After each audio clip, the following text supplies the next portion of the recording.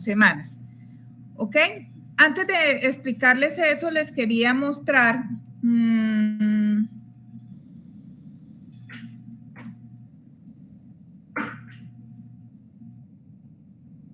aquí, perdónenme la cantidad de letras, pero ese era el borrador. Acordémonos que la placenta es una glándula endocrina incompleta. ¿Por qué decimos que es incompleta? Porque ella, para producir los estrógenos y la progesterona que produce, a ver, vamos a hacer como un recorderis. Acordémonos que al principio, cuando el ovario libera el óvulo y este óvulo es fecundado y empieza lo que es un embarazo, ese ovario se convierte en cuerpo lúteo y ese cuerpo lúteo es el que va a producir la progesterona para sostener el embarazo hasta la semana 12, que es cuando aparece la placenta, ¿ok? Por eso hay una patología que es causante de abortos que se llama insuficiencia del cuerpo lúteo, que es un cuerpo lúteo que no va a producir la progesterona necesaria y eso es una causa de amenazas de aborto o abortos y nosotros tenemos que dar progesterona, que es cuando ustedes ven en sala de partos que damos progesterona intravaginal oral para que se sostenga el embarazo. Después de la semana 12, cuando ya hay placenta, la placenta es la que se encarga de producir progesterona para sostener el resto de los meses hasta que finaliza el embarazo. Es decir, la placenta es la que va a producir progesterona y estrógenos. Pero esta placenta podemos decir que es una glándula incompleta porque ella no va a producir ni progesterona ni estrógenos sin la ayuda tanto de la madre como del feto, ¿sí? Sin tanto de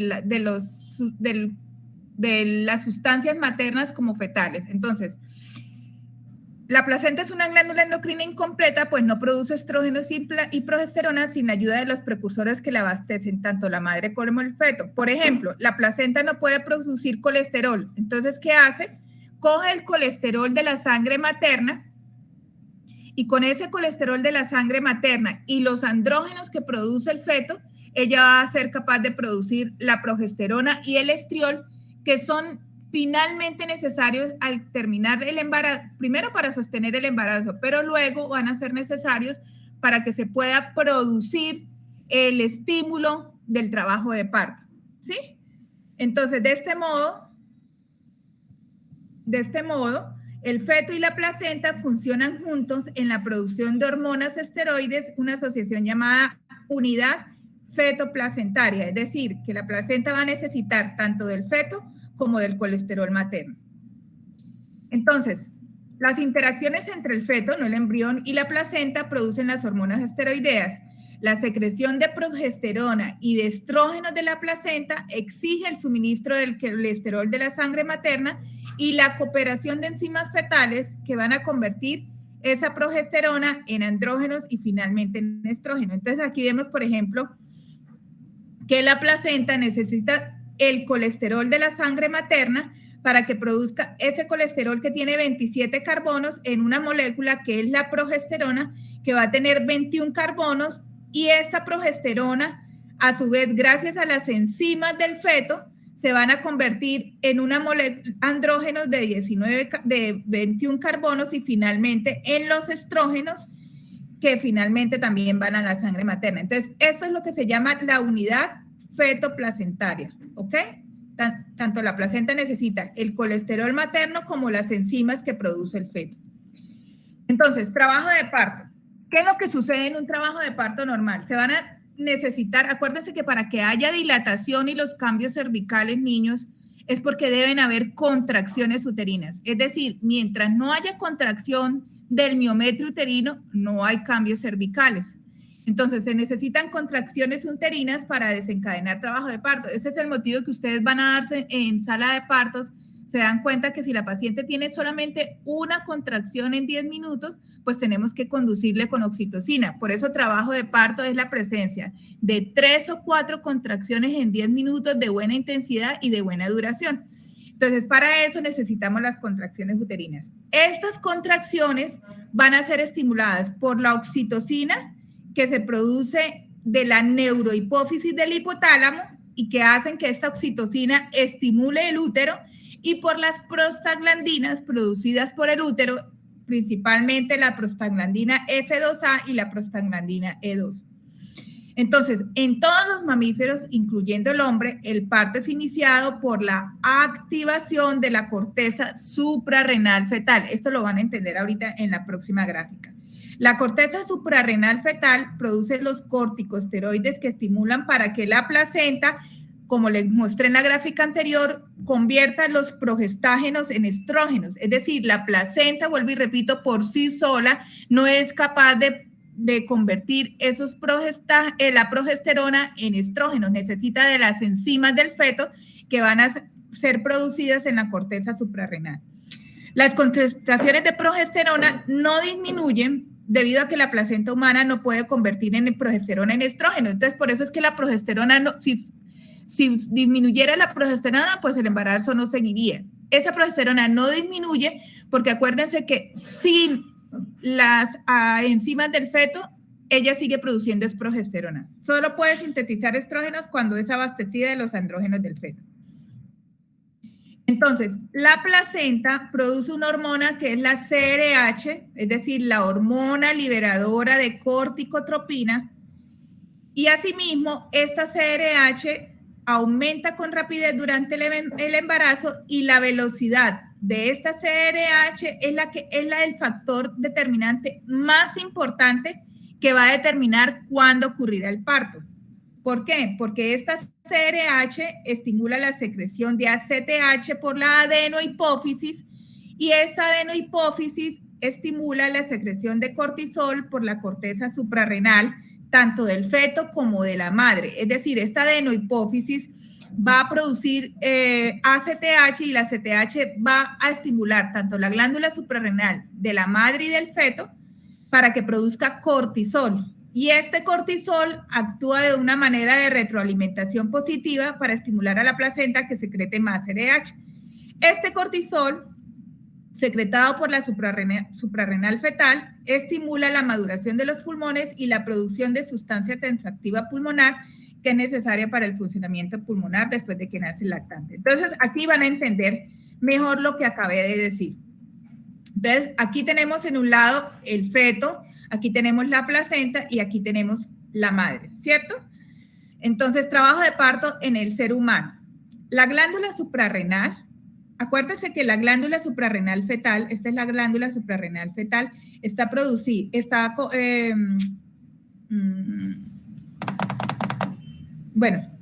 consta de una parte externa, que es la corteza suprarrenal, y una parte interna, que es la médula suprarrenal.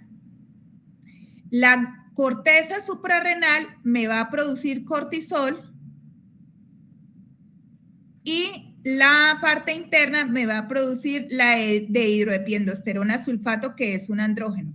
¿Por qué se estimula esto? Porque la adenohipófisis del feto va a producir la CRH y esta el hipotálamo produce CRH y esta estimula a que la adenohipófisis produzca ACTH y esta ACTH es la que va a estimular a la glándula suprarrenal del feto para que produzca cortisol y para que produzca dehidroepiandrosterona sulfato, que es la DHEAS.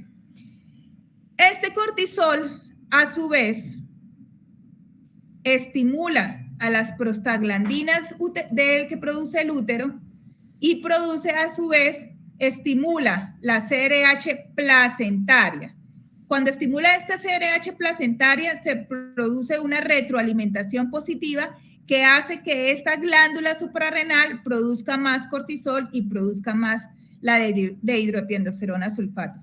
Hasta ahí vamos bien, ¿ok? Acuérdense que estas prostaglandinas son necesarias para que empiece la contracción de las fibras musculares, es decir, del miometrio uterino. Entonces, el cortisol estimula las prostaglandinas y la dehidroepiandrosterona sulfato va a hacer que se convierta la progesterona que produce la placenta en estradiol y finalmente en estriol.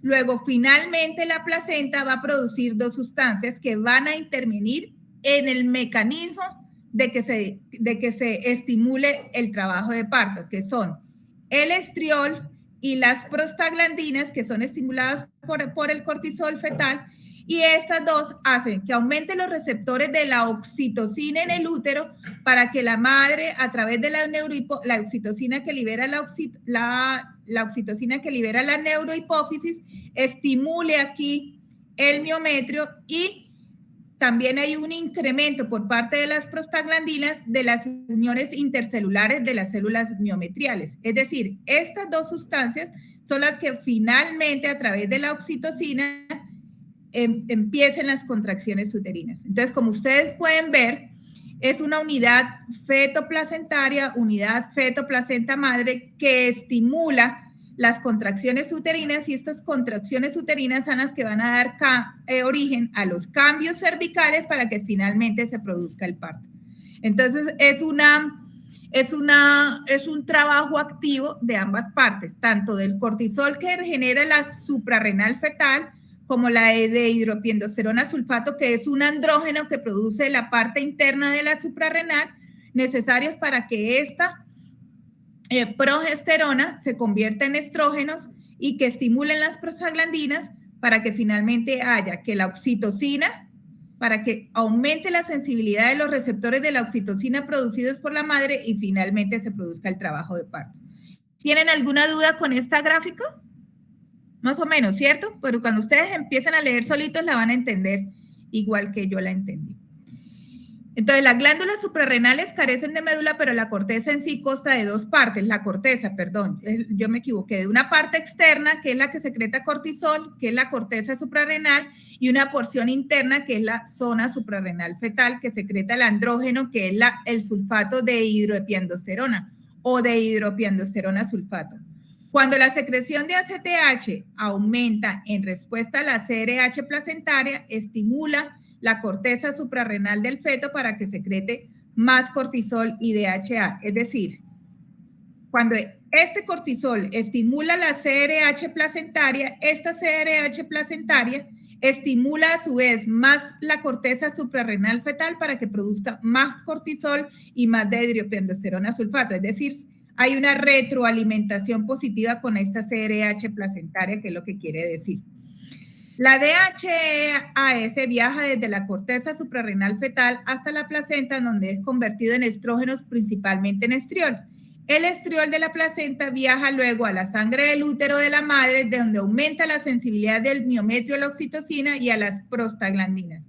Esto ocurre porque el estriol estimula el miometrio para producir más receptores de oxitocina y más receptores de las prostaglandinas, para que finalmente hayan más uniones intercelulares entre las células miometriales y el estímulo se produzca más rápido, y esta oxitocina del parto y la prostaglandina F2A estimulan la abertura de los canales de calcio en la membrana plasmática de las contracciones musculares y las uniones intercelulares, y ayudan a coordinar y sincronizar las contracciones uterinas. Finalmente, todo esto lo que queremos es que se contraigan las células musculares, las miometriales del útero, para que haya contracciones uterinas. ¿Listo?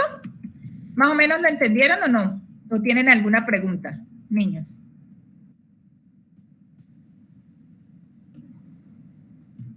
¿Me están escuchando? Sí, señora. Doctora, claro, está bien. Entonces, teniendo en cuenta cómo se desencadena el trabajo de parto, ahora sí vamos pues a decirles a lo que vinimos. Según el ACOG, en el 2016, dice que el embarazo prolongado es aquel que supera las 42 semanas, es decir, 294 días o más desde el primer día del último periodo menstrual, o las 42 semanas teniendo en cuenta la ecografía. Vuelvo y les repito, anteriormente prevalecía más la fecha de la última menstruación, pero hoy en día prevalece la ecografía del primer trimestre para el cálculo de la edad gestacional. Eso es nuevo, hace más o menos 2 años estamos como calculando la edad gestacional. Si la paciente tiene una ecografía de primer trimestre, que es la que menos porcentaje de error tiene, calculamos la edad gestacional por la ecografía de primer trimestre. Entonces, la ecografía durante el primer trimestre es el método más preciso para establecer o confirmar la edad gestacional, ¿ok?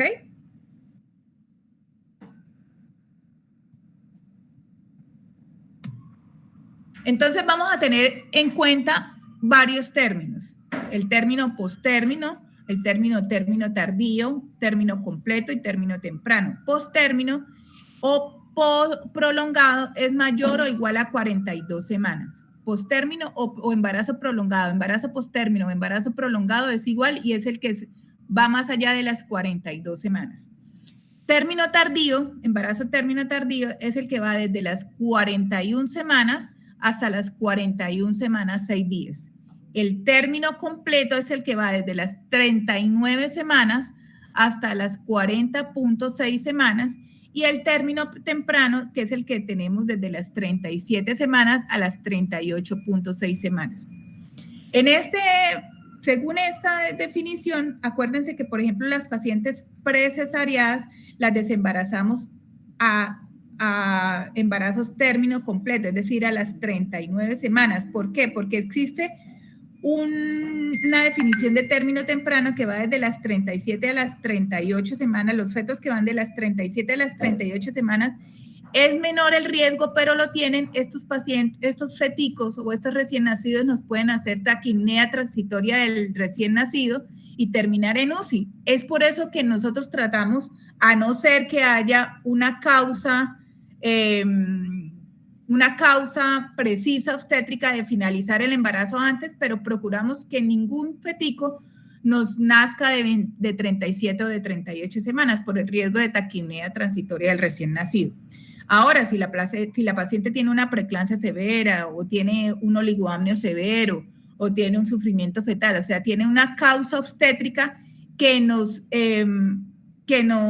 justifique terminar el embarazo antes de las 39 semanas, pues lógicamente se hace, ¿no? Entonces hablemos de la prevalencia. En Estados Unidos la prevalencia de los embarazos prolongados es más o menos del 0.33%, pero fíjense que en los embarazos completos tardíos, es decir, mayor de 41 semanas, esta incidencia se aumenta a un 6.25%. Sin embargo, la prevalencia europea es un poquito mayor o es mayor que la gringa, y vemos que mayor de 42 semanas se da entre un 0.4 a un 0.6%, y mayores de 41 semanas se da entre un 7.5 a un 8%. Es mayor la prevalencia de embarazos prolongados o tardíos, y es por eso que ustedes se van a dar cuenta, no sé si han tenido familia que dicen, no, que viven en Estados Unidos o en Europa, que dicen, no, podemos esperar hasta las 42 semanas. Ustedes se van a dar cuenta que aquí nosotros no vamos a esperar a ninguna madre que espere hasta las 42 semanas por el mayor riesgo de morbimortalidad fetal. Entonces, ustedes se van a dar cuenta que nosotros esperamos hasta las 41 semanas. A las 41 semanas o se opera o se induce trabajo de parto, pero nunca esperamos hasta las 41 semanas o más.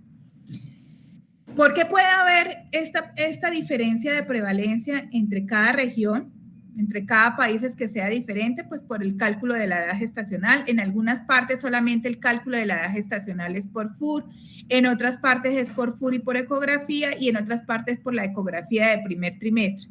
Entonces, utilizar la FUR y la ecografía del primer trimestre, al utilizar solamente la FUR, va a reducir la tasa de intervención en el embarazo posttérmino en un 40%. ¿Por qué? Porque si solamente calculamos por la FUR, pues estamos dando a más margen de error a que estemos diagnosticando embarazos prolongados, y no se trataba de embarazos prolongados. Entonces, por eso dice que disminuye la intervención en el embarazo posttérmino en un 40%.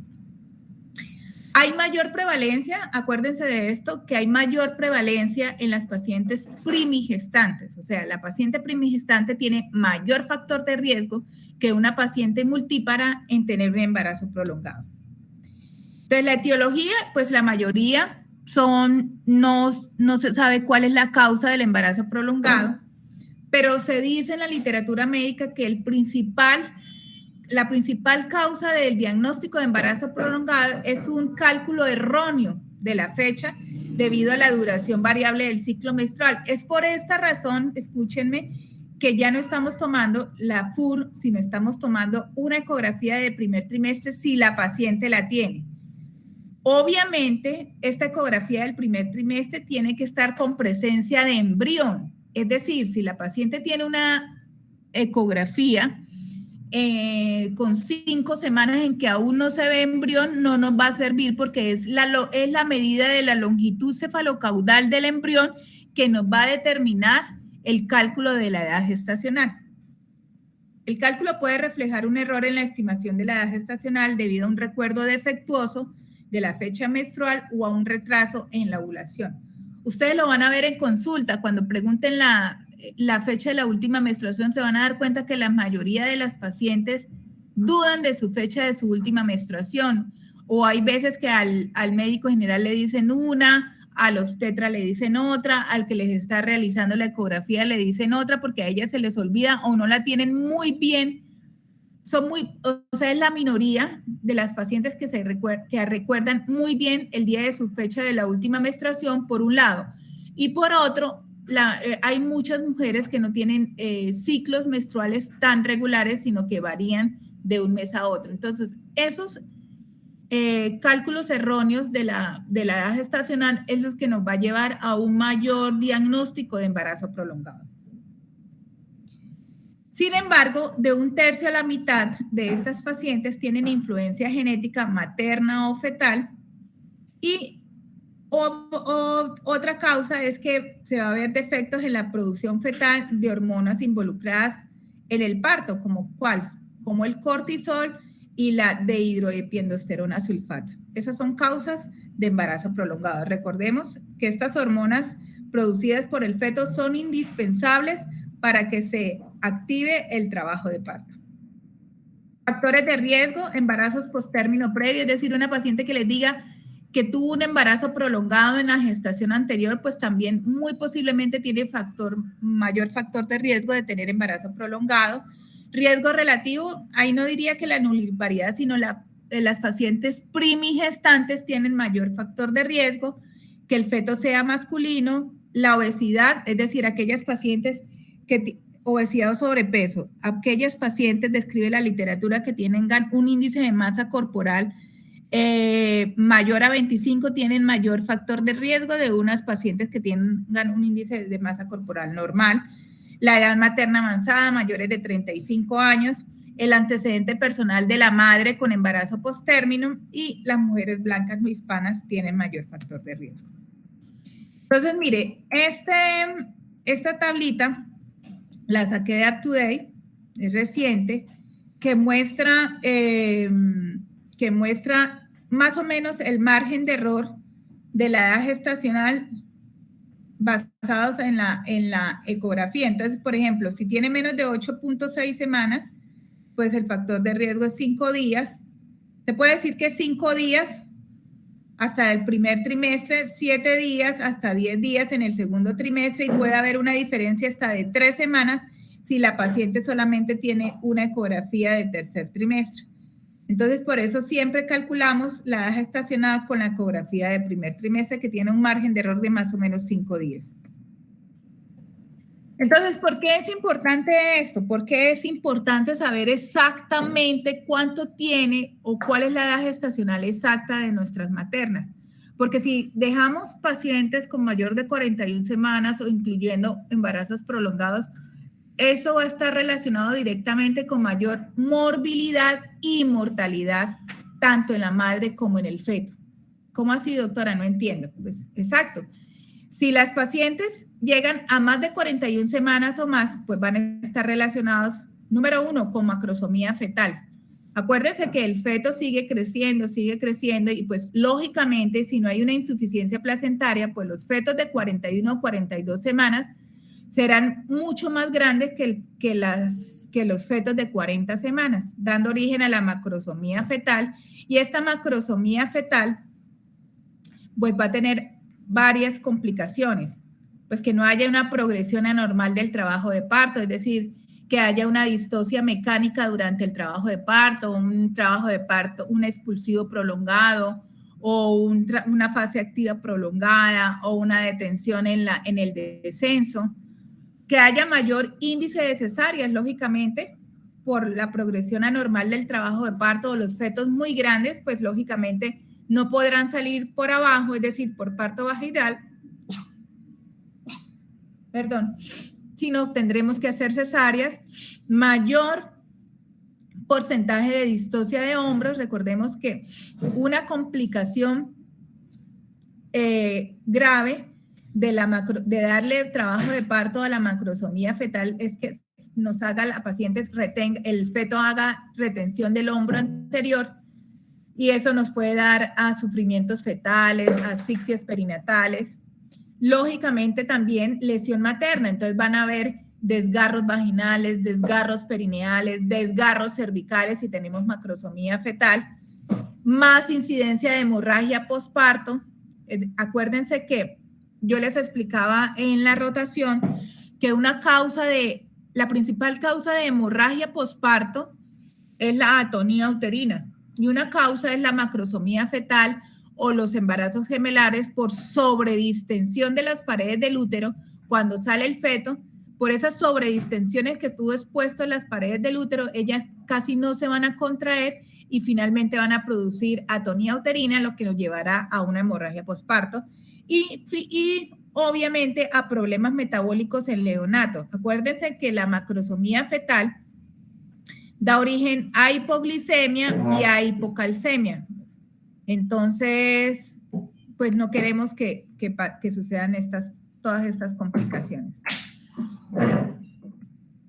El síndrome de dismadurez fetal, que es ustedes se van a dar cuenta que esos recién nacidos productos de embarazos prolongados van a tener ciertas características físicas que son reconocibles y que indican un embarazo patológicamente prolongado. Más o menos el 10 al 20% de los embarazos prolongados van a tener un síndrome de dismadurez fetal, que ustedes van a ver que el recién nacido es con cara de viejito, con la piel arrugadita, y van a tener problemas de hipotermia. Entonces, ese es el síndrome de dismadurez fetal.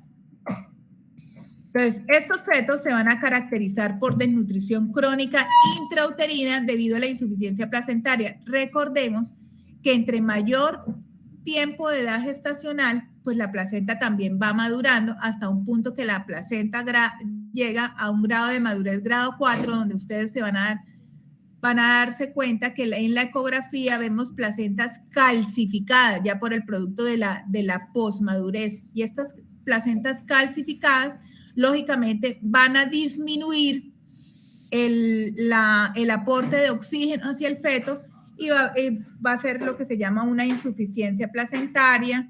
Va a haber oligohidramnios. Estos recién nacidos se acompañan de oligohidramnios, compresión del cordón, sufrimiento fetal agudo, broncoaspiración de meconio, el retardo de crecimiento intrauterino producto de la insuficiencia placentaria, producto del sufrimiento fetal agudo, pues, y de la asfixia perinatal, pues vamos a tener la encefalopatía neonatal y la asfixia perinatal. Y los lactantes son altos, delgaditos, desnutridos, con la piel muy seca y arrugada, como si fuera un pergamino, con el vermis gaseoso disminuido ausente. Son feticos que van a tener un lanugo muy escaso, las uñas muy largas y los ojos muy abiertos. Ese es el síndrome de dismadurez fetal. ¿Listo? Entonces se presenta en un 10 a un 20% de los embarazos prolongados, y esta placenta insuficiente, ya sea crónica o subaguda, va a llevar a una deprivación crónica nutricional en el feto, y por eso es que ellos son delgaditos, porque se van a disminuir los depósitos de grasa y de glucógeno, y esta disminución son los que van a producir los trastornos metabólicos en el neonato, como la hipoglicemia. Y esta placenta insuficiente va a hacer también que haya una hipoxemia crónica. Esta hipoxemia crónica, acuérdense que hace que el feto haga una hematopoiesis mayor de lo normal y que sean fetos con policitemia. Y esto mismo, esta disminución de los depósitos de grasa son los que también es causante de la hipotermia, que tienen estos recién nacidos con síndrome de posmadurez o dismadurez. Bueno, la mortalidad perinatal, el aumento de la mortalidad perinatal es evidente. Son mortinatos con más muerte neonatal por encima de las 40 semanas. Entonces aquí tenemos monitoreos, por ejemplo, miren aquí este monitoreo que está desacelerando, el fetico entró en sufrimiento fetal agudo y tenemos que sacarlo inmediatamente por cesárea. Aquí ven otra desaceleración tardía. Acuérdense que las desaceleraciones tempranas no son signos de sufrimiento fetal agudo, pero las desaceleraciones tardías, aquí hubo la contracción de la madre y después de que termina la contracción, miren cómo empieza a desacelerar el feto y en quedarse en bradicardia fetal sostenida, más o menos en una frecuencia cardíaca de 60. Eso es a toda legua un sufrimiento fetal agudo y tenemos que sacar el feto inmediatamente por cesárea o si no se nos va a morir dentro del útero. ¿Listo? Bueno, entonces, ¿cuál es el manejo? El manejo es desembarazar a las 41 semanas. A las 41 semanas, siempre y cuando sea un feto único, porque los gemelares obviamente no los sacamos a las 41 semanas. Feto único, vivo, cefálico, embarazo sin complicaciones. Es decir, que no tenga otros factores de riesgo que nos esté diciendo que tenemos que sacar ese fetico antes. Ya les dije, por ejemplo, los trastornos hipertensivos, la diabetes gestacional, el oligohidramnios, el retardo de crecimiento intrauterino, esas son patologías que lógicamente no vamos a esperar hasta las 41 semanas. ¿Y qué se ha demostrado en los estudios? Que sacar nuestro feto a las 41 semanas sin ninguna complicación va a reducir la mortalidad perinatal en un 70% sin aumentar la morbilidad perinatal, es decir, que sin que los feticos hagan dificultad respiratoria o que se hagan taquipnea transitoria o que hagan otros, la hipotermia o que no se adapten, va a disminuirle en un 70%. Reduce las tasas de cesáreas en un 10%, reduce el ingreso a UCI, y reduce el síndrome de broncoaspiración de meconio en un 25%.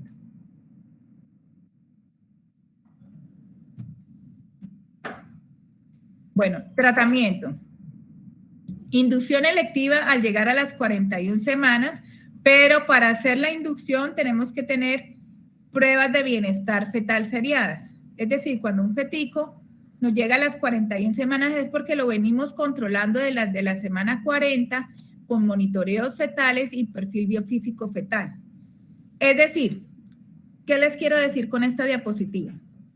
Siempre la paciente se cita por urgencias a las 40 semanas. A las 40 semanas confirmamos bienestar fetal mediante ecografía y monitoreo.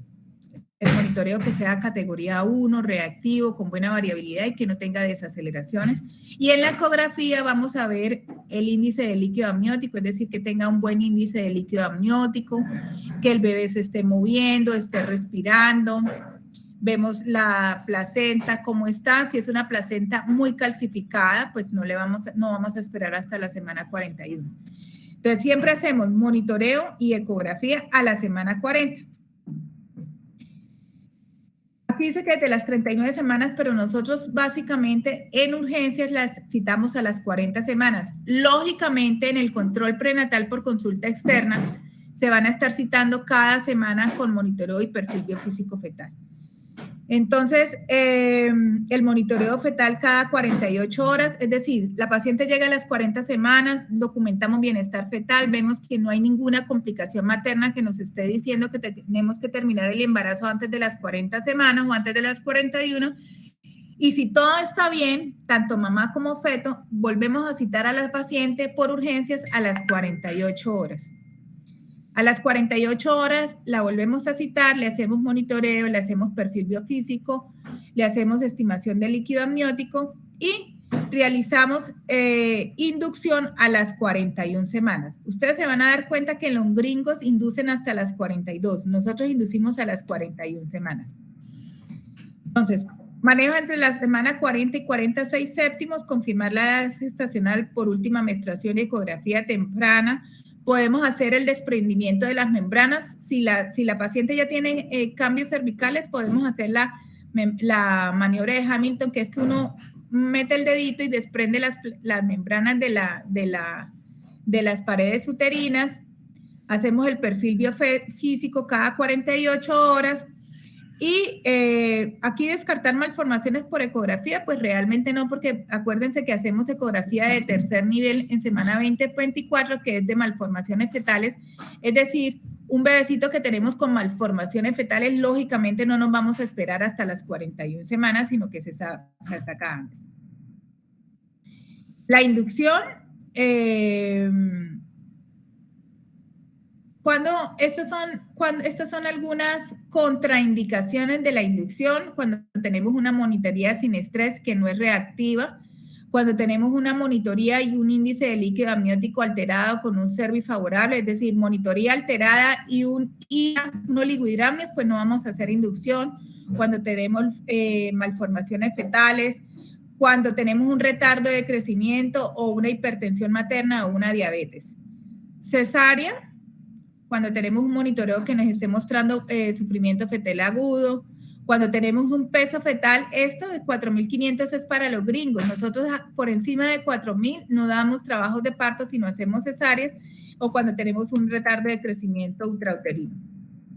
Manejo en la semana 41 o mayor, hospitalizar, y podemos inducir, ya sea por misoprostol. Acuérdense que tenemos que medir el Bishop, que es si el cervix es favorable o desfavorable, o hacer cesárea porque tenga alguna otra causa obstétrica que nos esté indicando cesárea. Inducción monitorea negativa, es decir, que el monitoreo fetal esté normal y el ILA normal, con un cervix favorable, que tenga un retardo de crecimiento intrauterino, pero con un Doppler. Acuérdense que en retardo de crecimiento intrauterino tenemos que hacer Doppler con pruebas de bienestar normales y cervix favorable, es decir, que tenga un Doppler que nos esté mostrando un perfil hemodinámico fetal normal y que además la paciente tenga un cervix favorable. Y malformaciones fetales, pues no hacemos aquí inducción del trabajo de malformaciones fetales, pero si la paciente tiene alguna malformación que sea incompatible con la vida, ¿no? Malformaciones fetales incompatibles con la vida. Cesárea, si tenemos un monitoreo alterado, un oligohidramnios con cervix desfavorable, un peso mayor de 4.000 gramos, un retardo de crecimiento intrauterino con un cervix desfavorable, o una inducción fallida durante 2 días de un cervix previamente madurado o presencia de meconio espeso. Manejo intraparto. Tenemos que hacer monitoría todo el tiempo del trabajo de parto, que nos esté mostrando la frecuencia cardíaca fetal y las contracciones uterinas. Hacemos una amniotomía temprana en busca de meconio espeso, es decir, son pacientes que le hacemos amniotomía más o menos en 4 a 5 centímetros de dilatación, porque acuérdense que si hay meconio producto de la insuficiencia placentaria, pues van a ser fetos que van a ser pacientes que van a ser operadas y a realizarle cesárea. Sospechar la distocia de hombros y manejo preventivo con maniobra de McRoberts. La maniobra de McRoberts, para las que no saben, es cuando tenemos un recién nacido que nos está presentando distocia de hombros, es decir, que el hombro anterior se quede ajustada ahí en la sínfisis del pubis. La maniobra de McRoberts es que levantamos las piernas de la madre, que tengan los talones ahí sobre los estribos, y otra persona desencaja, hace una presión positiva fuerte sobre la sínfisis del pubis para que desimpacte el hombro anterior sobre la sínfisis del pubis. Y manejo preventivo del sangrado posparto. Acuérdense que la mayoría de estos fetos son macrosómicos o fetos grandes, y entonces ustedes sospechan que va a ser hemorragia posparto. Entonces el manejo preventivo, tienen que estar ustedes preparados a que posiblemente la paciente nos haga una hemorragia posparto. Entonces aquí tengo como una gráfica: sospecha de embarazo prolongado. Entonces lo que primero que tenemos que hacer es confirmar la edad gestacional, además de hacer una ecografía y calcular bien la edad gestacional, teniendo en cuenta la fecha de última menstruación y la ecografía de primer trimestre. Si no tiene un embarazo prolongado, le podemos hacer seguimiento y a las 41 semanas ya hospitalizar, a hacer pruebas de bienestar fetal y desembarazar, ya sea por cesárea o por trabajo de parto según las pruebas de bienestar fetal. Entre las 40 y las 41 semanas, la seguimos cada 48 horas con monitoría fetal y con perfil biofísico fetal. Y en ese perfil biofísico fetal es imprescindible el manejo del índice de líquido amniótico. Bueno, más o menos eso era lo que les tenía para el día de hoy. ¿Tienen alguna pregunta, alguna duda, niños? Hola. No, señora. No, doctora. Señora. Bueno, ya con la lectura que cada uno hace del tema, van a reforzar lo que vieron hoy en la clase. Esto es como una invitación para que lean, no se queden con lo que les damos en la clase, para que leamos y cualquier duda, con mucho gusto, con muchísimo gusto, se las puedo resolver cuando estén en la rotación. Recuerden que ustedes pueden preguntar lo que quieran. Yo les insisto mucho a los estudiantes y a los internos que la última oportunidad que uno tiene para preguntar sin miedo, que si la embarró, bueno, se le perdona porque uno es estudiante y está en un proceso de formación, es cuando uno es